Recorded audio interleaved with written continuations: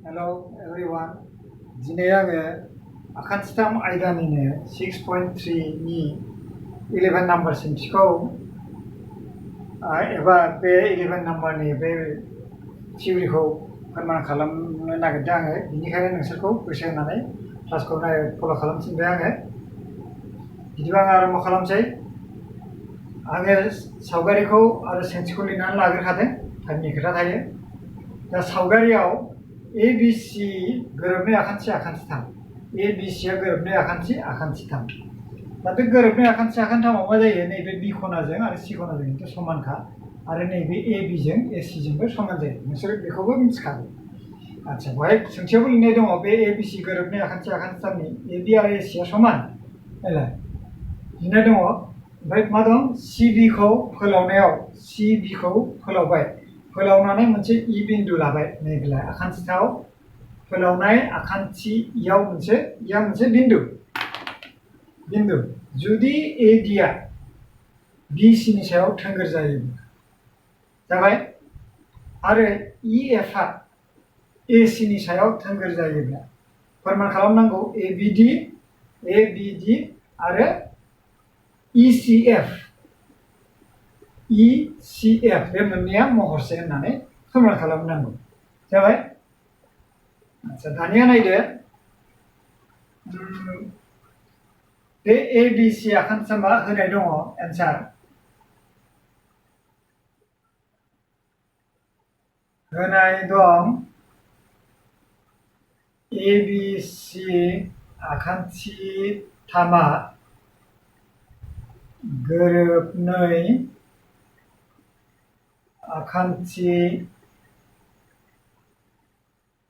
आखान्थिथाम।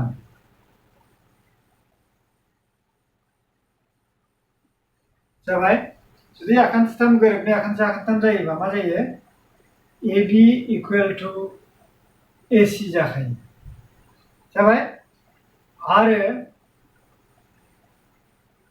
ABD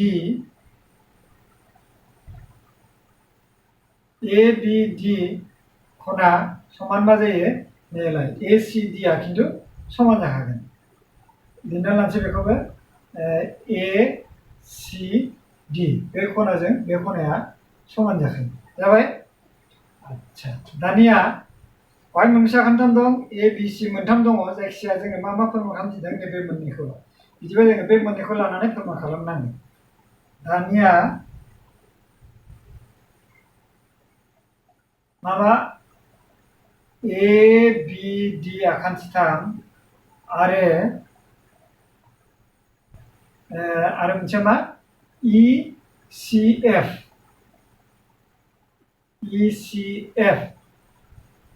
निफ्राय, बे मोननै आखान्थिथामनिफ्राय जोङो मा मोनगोन,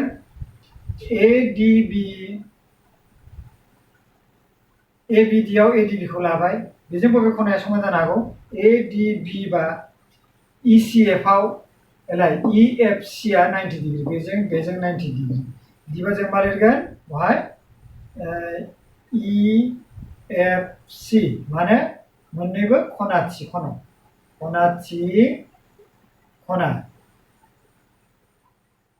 जाबाय। बिनि उनाव मा लिरनो हाबावो, BAD, बिदिब्ला बे खनाजोंबो समानखा। बिदिबा बे थिखिनि जाहैबाय, A खनाजों एबा E खनाजों समान जागोन। बे A खनाखौ माब्रै फरायगोन, बिदिबा BAD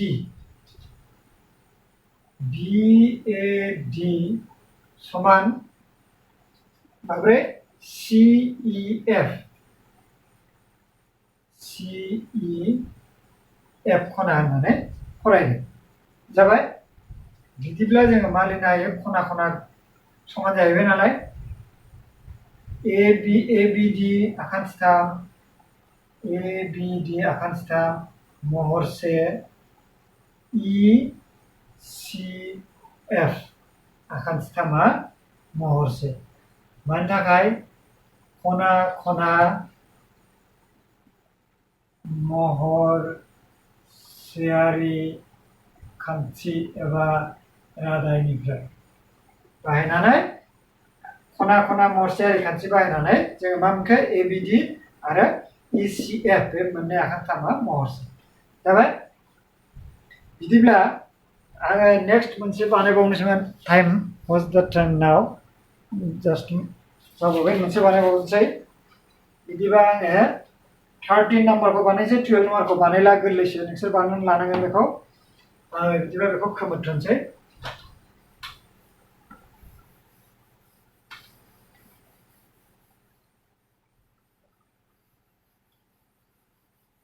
बेखौ खोमोरथोंसै आङो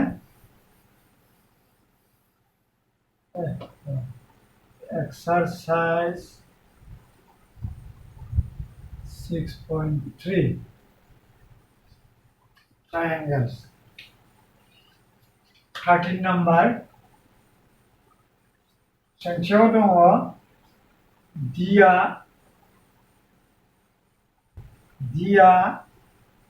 ABC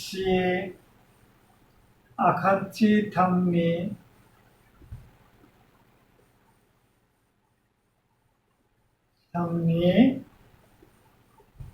AB आरो BC AB आरो AC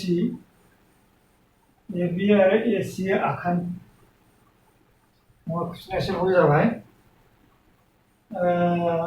आखान्थिनि ABC आखान्थि थामनि BC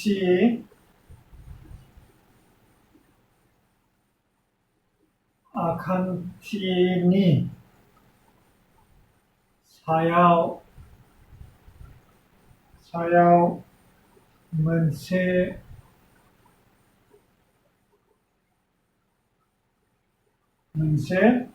बिन्दो जेराव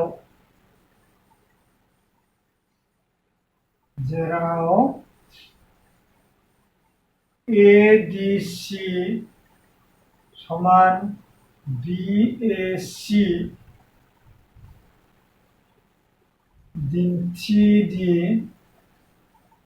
दिन्थिदि CA square equal to CB into CD बेखौ फोरमान खालामनांगौ मा होनदों दिया ABC आखान्थि थामनि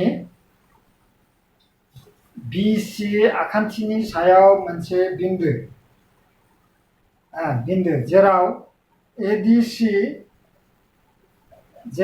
ADC खना आरो BAC खनाया समान दिन्थिनांगौ CA square equal to CB into CD बेखौ फोरमान खालामनांगौ बिदिबा जोङो आखान्थि मोनसे आखिना लाग्रोनोसै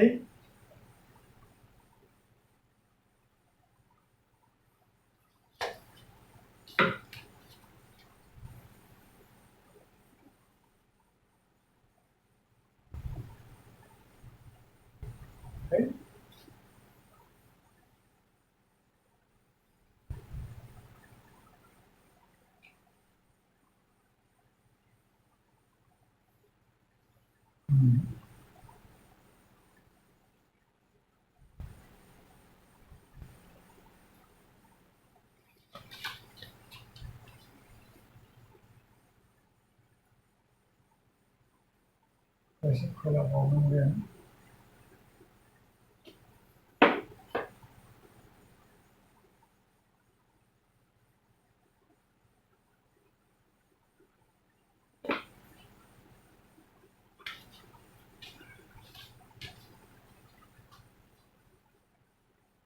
ABC मा होनदों दिया मोनसे ABC आखान्थि थामनि BC आखान्थिनि सायाव मोनसे बिन्दो बिदिब्ला दिया मोनसे बहाय बिन्दु जानानै दङ बिदिबा ADC आरो BAC खनाया समान बिदिब्ला बिनिफ्राय मोनसे हांखो बोनोसै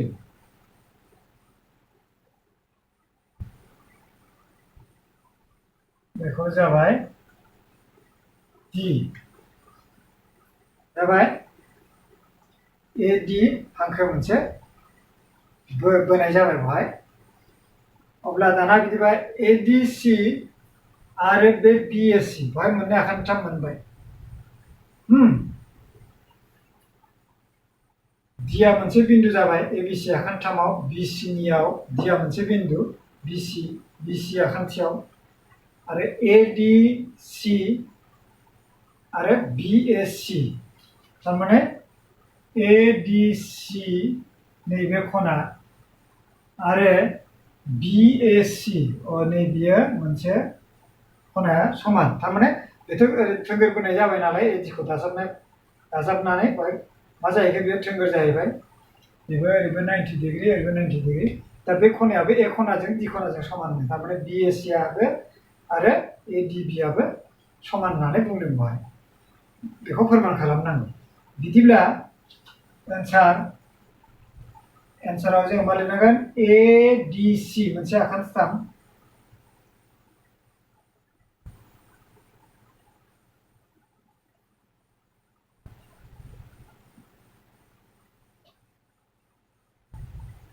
ADC आखान्थिथाम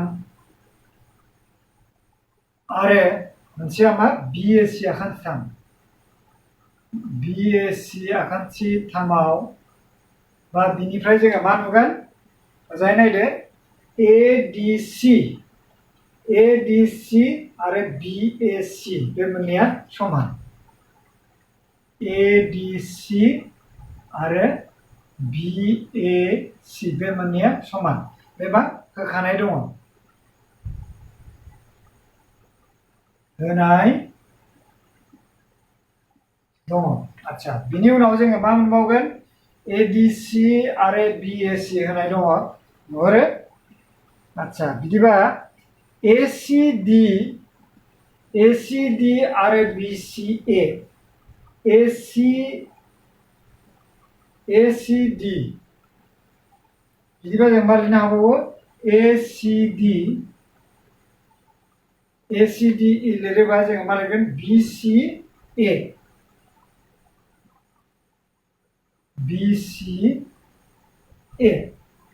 एबार माने बेखौ समान लिरखो ACD BCA बे एआ खुन्नै फैबाय बिदिबा बेखौ मा आगोसार खना सिया बाहाय गेजेराव दं बाहायबो गेजेराव दं बिदिबा बे मा आगोसार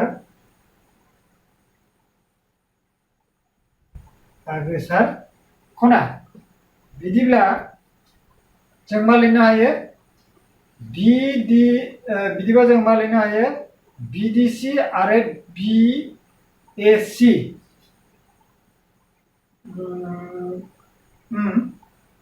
बिदिबा जों मा लिरनो हायो ADC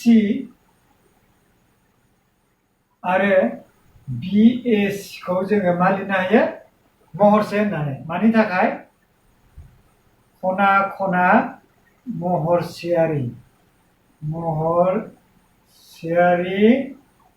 रादाय एबा खान्थि जाबाय नायदो मोजाङै ADC खना समान BAC मोननैबो 90 डिग्री आरो ACB BCA बे मोननै खनायाबो समान मानोना आगोसार खना जाबाय आच्छा बिदिब्ला बे मोननै खना खना महरसेयारि रादायनिफ्राय एबा खान्थिनिफ्राय जोङो मा लिरनो हायो ADC आरो BACआ बे मोननैया महरसे आच्छा बिदिब्ला जों मिथियो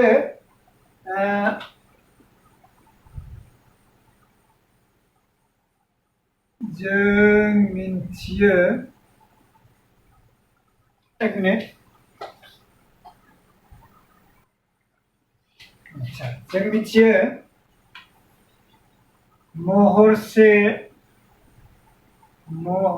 महरसेयारि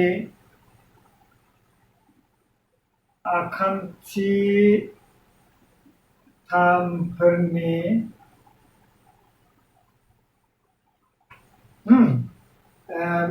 महरसेयारि आखान्थिथामनि मोखांसे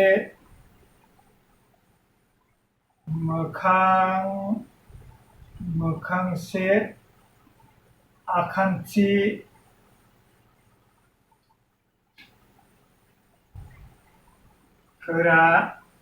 मा स्ट्रें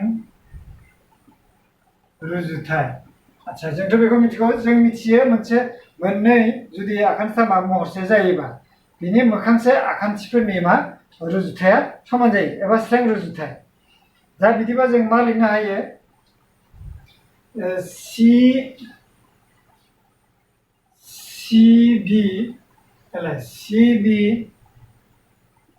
CB by आच्छा नुहुरगोन ना नुहुरा CB just a minute आच्छा बिदिब्ला जों मा नुखो बहाय जुदि बे मोननै आखान्थिथामा महरसे जायोब्ला बबे महरसे बे मोननैया महरसे जायोब्ला जों मिथियो जों आगोलनि आयदायावबो मोनबाय मा जायो मोखांसे आखान्थिफोरा मा जायो स्ट्रें रुजुथाय जायो बिदिब्ला जों मा लिरगोन बिया गाहायावसो CA by CB थारमाने मोननै आखान्थिथाम दङ मोनसे जाहैबाय मा ADC आ बबे नै ओरै दङ ADC बे ADC आरो मोनसेया माबे दङ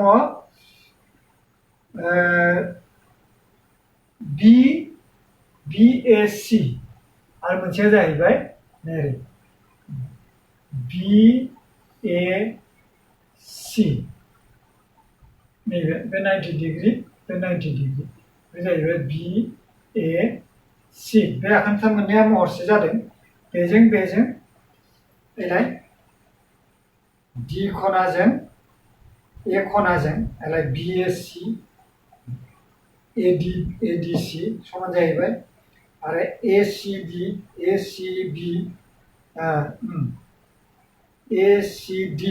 सरि नैबे D सो जोंना ACD आरो मोनसेया BAC नैबे B सो BAC आलाय CC बेबो C बे खुन्नै फैदों बेखायनो बियो जाहैबाय मा कमन आगोसार बिदिबा ADC आरो BC समान जाहैबाय जुदि जायोब्ला दाना नायदो समान माने महरसे जाहैबाय महरसे जायोबा CA आरो मा जानांगौ CA नै BA जों BA नैबे BA खेबसे फैदों नै बहाय BA जेरै बहाय ADC आरो मोनसेया BAC बिदि जादों नालाय बेखायनो CA by CB जाबाय इकुवेल टु जोङो मा लिरगोन CD by मोनसे मा जानांगौ नै CD by CA बेबोथ' 90 डिग्री CA बिदिब्ला CA जों CA सानजाबबा CA स्क्वायर आरो बेजों बेखौ सानजाबोबा सोंथियाव मा दङ बबे आगोल दङ बेखौ लिरग्रोदो CB into CD बे जाहैबाय दिन्थिनाय जाहैबाय सर्ट गोरलैसो बिदिब्ला दिनै आङो 13 नाम्बारखौ बानायनानै दिनैनि क्लासखौ फोजोबनाय जासिगोन आरो आं नोंसोरखौ बेखौनो खावलायो नोंसोर जाहाथे साफ्रोमबो मोजाङै अंकफोरखौ प्रेक्टिस खालामो जों मिथिगौ खनले नाय अब्लासो नोंसोरो क्लियार जागोन बिदिबा दिनैनि क्लासखौ बहायनो फोजोबनाय जाबाय थेंक इउ